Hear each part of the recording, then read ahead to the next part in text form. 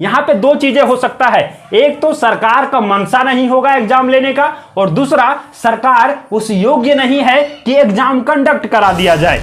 मतलब कि कुछ भी कंफर्म नहीं किया जा सकता है कि कब इसका एग्जाम ले लिया जाए या फिर लिया जाए या चुनाव तक इसे टाल दिया जाए। दोनों चीजें हो सकता है। थक हार कर ना बैठिए मंजिल के मुसाफिर, मंजिल भी मिलेंगे और खुशियां आपके अंदर भी आएगा। लेकिन आप कहेंगे साहब कि यहाँ पे हम कितना देर आखिर इंतजार करें, कितना देर तक अपना हौसला को जाहिर करें, कितना देर तक हम तैयारी करें, कितने दिनों के बाद हमारा जो सपना है वो हकीकत में बदल पाएगा क्या?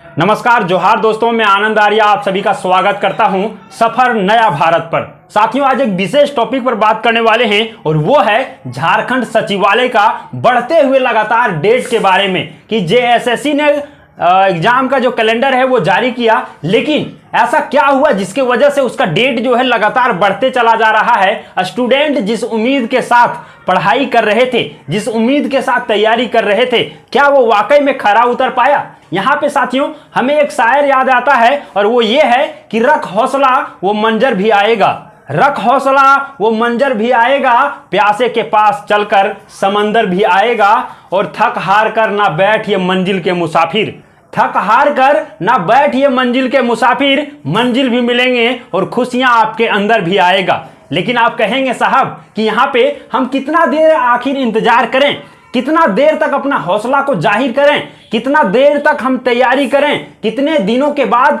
हमारा जो सपना है वो हकीकत में बदल पाएगा?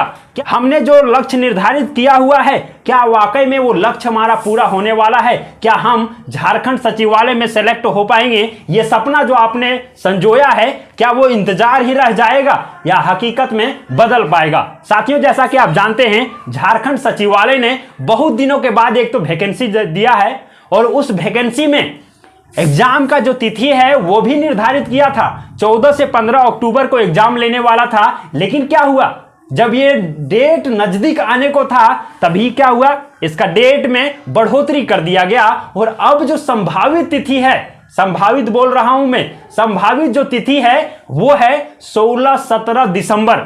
आखिर अब यहां पे डेट को बढ़ाने के का कारण क्या हो सकता है, इस विषय में सोचना होगा। यहां पे दो चीजें हो सकता है। एक तो सरकार का मनसा नहीं होगा एग्जाम लेने का, और दूसरा सरकार उस योग्य नहीं है कि एग्जाम कंडक्ट करा दिया जाए।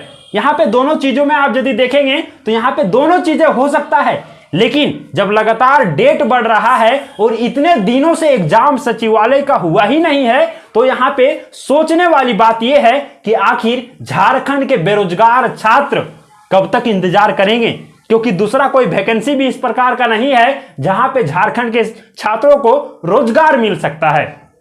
अब यहां पे प्रश्न ये है साथियों कि क्या वाकई में जो डेट निर्धारित किया गया है 16-17 दिसंबर को, क्या उस एग्जाम डेट में एग्जाम हो पाएगा? क्योंकि वो भी संभावित डेट है। और यहां पे ये भी आप सोच सकते हैं कि 16-17 दिसंबर से पहले एग्जाम हो भी नहीं पाएगा, उसके बाद ही हो पाएगा। हो सकता है वो भी डेट कैंसिल हो जाए और उसके आगे कोई नया डेट निर्धारित किया जाए।